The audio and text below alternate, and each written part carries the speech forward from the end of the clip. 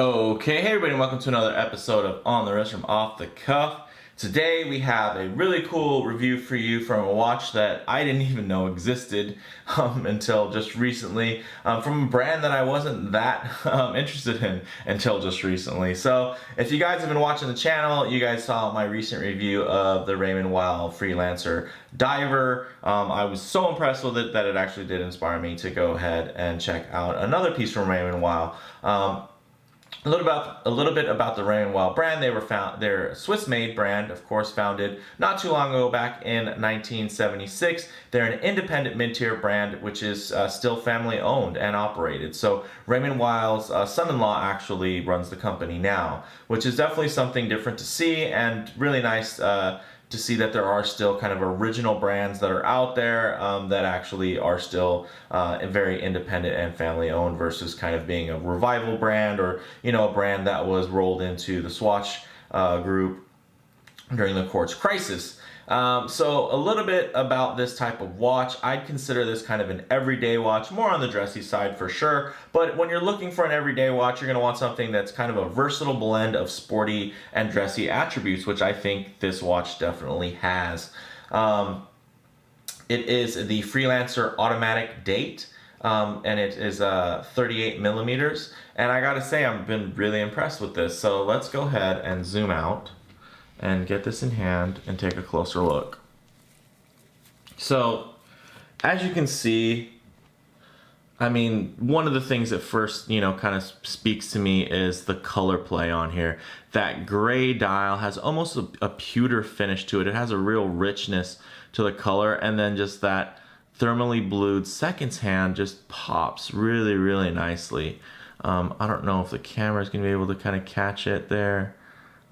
Without giving too much glare from the studio lights, but as you can see, this is just beautifully done on that seconds hand, and it's not coated or painted or anything like that. That's definitely a thermal heat treatment onto the steel itself, which is really nice.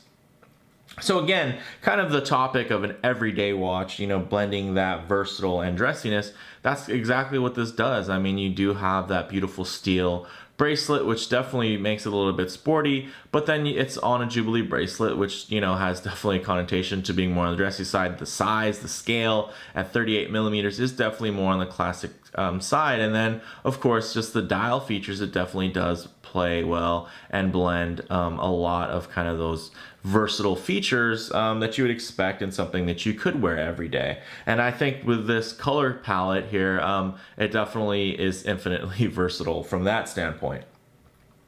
So the retail price on these is actually at $17.50, but you can actually find them, you know, street price right around $800 and up.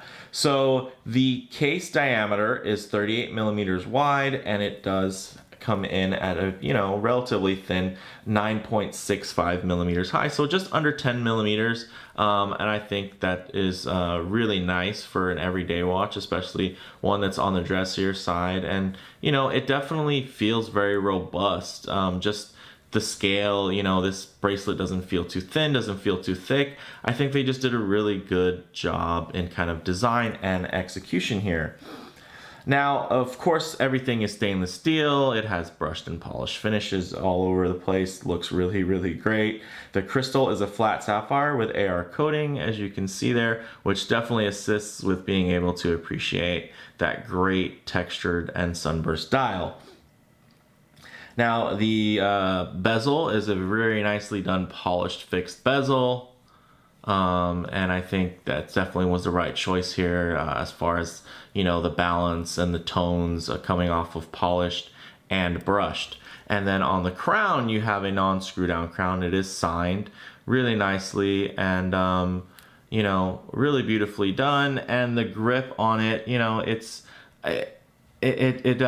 know, I think it's a real balance of kind of looks and functionality. It could probably be a little bit bigger, be a little bit grippier, but I think design-wise, it's definitely the right size and the right style.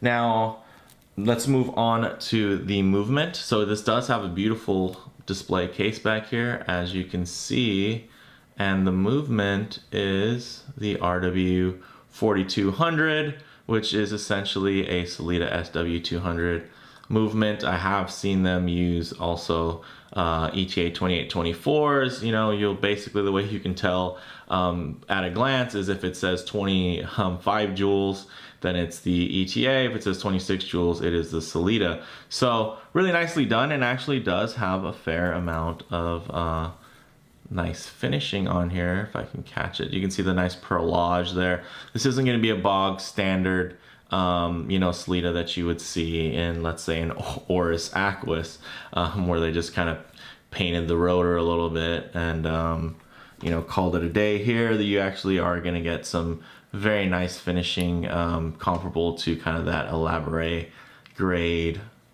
You know, so you're not going to have blued screws or anything, but you're definitely going to have some great perlage there to catch the eye. So, you know, definitely another nice feature to have in kind of a more dressier watch. But hey, if you're going to have a mechanical watch, it's definitely nice to have one that, you know, you can kind of see the inside and have the display case bag. It's definitely, I think, you know, of course this isn't the most unique movement in the world, but you know, if you're into really high-end stuff, you probably wouldn't be interested in this piece anyway. So now as far as the dial goes, it is a beautiful dark, almost pewter gray. And then as you can see, there's kind of the sun brush finish there on the outer radius. And then the inner, there's really nice kind of diamond shaped pattern there in the center, which adds, you know, if they would have done this all kind of that sun brush, I think it would have looked a bit plain, a bit stark, and even a little bit larger than it should. So I think this actually does fill the dial space really well, and it kind of goes with that two-tone and, you know, appearance of that bracelet, how it has the kind of brushed versus polished. I think the double texture there, the way that it kind of plays off of itself is really a really nice touch. So really happy with that. It does have applied indices. It has the date complication at 4 o'clock in that very classic Raymond Weil design language there with the preview window. And I think it actually does add some balance to the dial when you do have it at 4 o'clock with the preview window, you know, versus if they would have just put it there. I think it would have looked a little bit, you know, I have a couple watches that have that date window there at the 4, and you know, or kind of in that in between the 4 and the 5, and you know, it can come off as looking just a little bit, I say, crooked. One of the nice things here is that it just feels like a more purposeful design choice, you know, and it does have a nice little window there around the date, nice little frame. So, you know, to me, I know it can be a little bit divisive for everybody else, but I think it's actually something that is really cool. Maybe I wouldn't choose it designing my own watch, but I think it definitely really works here. Now, one of the nice things about this that I think really makes it kind of in that everyday category is that it actually is 100 meters water resistant, or up to 330 feet. Now, I wouldn't want to like submerge this or anything like that, but I wouldn't be necessarily afraid to either. So if this got wet, you know, or got a big splash on it, it's something you don't have to worry about. Would I take it to the bottom of a pool? No, probably not, because it doesn't have a screw down crown. But one of the nice things is that, you know, it is 100 meters water resistant. So if it gets dirty, I can wash it off in the sink and not worry about, you know, water getting in there. So that's definitely a plus. And, you know, if you're getting sweaty, you're out there doing something active, I think it's definitely nice, and does offer a bit of security when you do have at least that 100 meters water resistance. Now, the lugs are 20 millimeters, really classically sized, and then the bracelet goes from 20 millimeters and tapers down to 18, down to this really nicely done push button butterfly clasp, which kind of has a two-step deployment there, because of course it does have the signed little badging there, so you wouldn't want to put that down backwards. But the nice thing is, if you do, it's actually rounded off right here, so it's not going to actually damage the seal if you accidentally a couple times, you know, hit it like that. It's not going to really do much, because it looks like they really thought of that and they didn't want to have anything sharp there. So really cool on their part. I think really well done. I'm just so pleased with the execution on these bracelets. You know, as you can see, all solid end links there, solid links, screw in links. I mean, just really, really beautiful quality, not tinny at all, but still great articulation, just because that Jubilee design is meant to have that articulation. So, you know, let's go ahead and get this on wrist here. And on my 7 1/4 inch wrist, I mean, really 38 is kind of the smallest that I want to go. But I think this definitely wears probably better than any 38 I've ever had. One of the nice things is the thinness, and then also just the way those lugs drape around the wrist. It has great presence, even on my 7 1/4 inch wrist. I think that just looks absolutely great, and I feel comfortable when I wear it. It doesn't feel small, and I've definitely had 38mm watches that did feel small. This is not the case. I think this one feels great. I think a 39 would have worked. I think a 40 would have worked.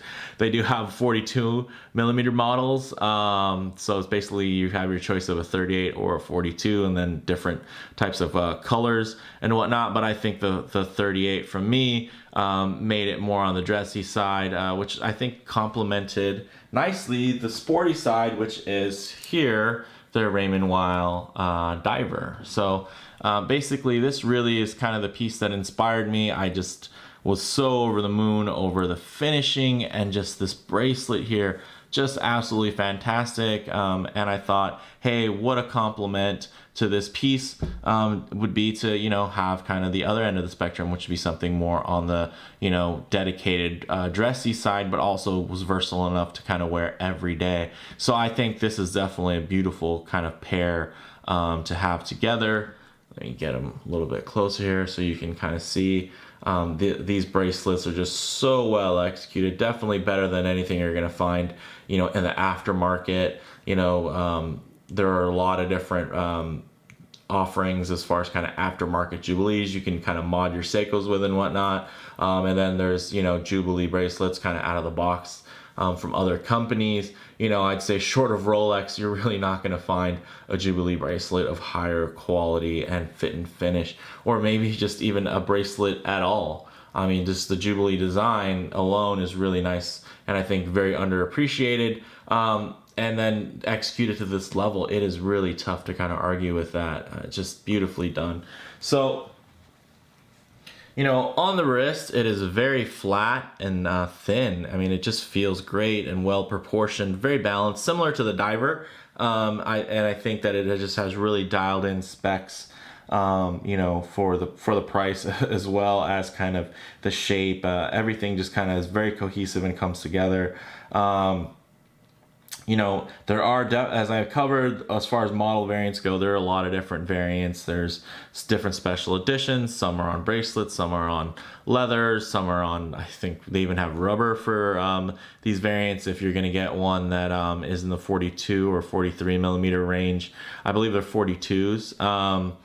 So, I mean, there's definitely a lot of different ones out there. I, in particular, was drawn into this one because I do like the color play. Of course, it does draw some, I'd say, just based on the bracelet alone and the fact that it, you know, the case shape and that it is, you know, there's no crown guards or anything. It does draw some comparison, I'd say, to the Datejust from Rolex. But by no means is this meant to me, be like a Datejust homage or anything like that. I feel like it actually, the color play is, to me, reminds me more of the Oyster Perpetual, as far as that, you know, beautiful gray with some nice blue accents. So I think it's actually a really nice fair mix of kind of those two pieces. And then of course the true execution design aesthetic really speaks to the just Raymond Weil watches, which have been around for a while now, and they're an independent brand. And yeah, you know, I think the only thing that makes this feel, you know, somewhat derivative is just the fact that it's on a Jubilee bracelet. If this was on any other bracelet, you probably wouldn't even think of it, comparing it to the styling of Rolex, just because the handset, the dial, you know, the crown, everything is just so different. The lugs, are just so different, but I think it's just one of those things because of the size and the bracelet, it's going to draw comparisons, which I don't mind. I think it still looks great. I think, you know, when I looked at the diver, it didn't have, you know, I didn't think, oh, this is like a GMT master, just because it had a Jubilee bracelet on it. It definitely looks completely different, and I think that's also the case here. But because, of course, it has, you know, it's more of a, I'd say, vanilla kind of very clean and simple design aesthetic. There's not as much room to really, I'd say, make it very unique, although it is, you know, kind of the 2-layer dial, the preview date window at the 4 o'clock. I mean, to me, it definitely does offer a lot, but I think it's at a glance, you could think that it does look a little bit like a Datejust, or even Oyster Perpetual, just based on kind of the dial colors and the broad strokes of the watch. I think definitely kind of can fit into a comparable from that standpoint. Now, as far as comparable models that are out there kind of in this price point, you know, to me, there aren't very many. And then there's probably none with a quality Jubilee bracelet at this price point either. So that's something also to consider. So if you're just a Jubilee bracelet lover, I highly recommend this watch. If you are looking just for something that's, you know, more versatile, great everyday piece, and you're a big fan of kind of the color scheme here, then I recommend it too. And I mean, if you're just looking for something that's quality, that's a little bit outside of the establishment and the established brands that are out there, and you're not necessarily willing to pay big bucks for certain micro brands, take a look here, because, you know, I think they're definitely have proven themselves to be a little bit more than a micro brand. Having that history and that independence for so long, but at the same time, I think they definitely are more of a pure brand. They're not paying for tons of marketing or anything like that. They really are really just about the watchmaking and not necessarily big brand ambassadors or anything like that. So you're really paying for the watch itself, the quality, and there is a little bit of history, I think, that ties with it, and it's pretty good stuff. So, you know, bottom line, I kind of see this as an entry-level kind of Datejust with that modern Oyster Perpetual color play, and I think that if on paper alone, that is an amazing proposition, and you know, on the wrist, it's fantastic. But before we get out of here, let's do a quick Lume shot. Although, you know, of course, these types of watches aren't really known for their lume, as far as, you know, being an everyday watch or a dressy watch or anything in between. This does have lume, so why not see it? And then we can also get our little low light transition shot there, which will be nice as well. So let's go ahead and charge this up. It does use C1 Swiss Superluminova, which is really nice. As you can see, nothing crazy. It's not a dive watch, you know, or a field watch or anything that's going to need very good readability in the darkness. But let's go ahead and get some low light transition here. As you can see, really beautiful piece. Nothing crazy for the lume, but you know, you can really catch those nice design details, I think, in the lower light. So actually, let's go ahead and click one side of the studio lights off, give you a nice idea of kind of the color play and just the depth in the dial there, with the different textures and the colors and the shades and the tones. I think it's just really a great, beautiful piece. Let me know what you guys think in the comments below. If you like the video, please do hit like. If you haven't already, please do subscribe for more content just like this. Thanks, guys.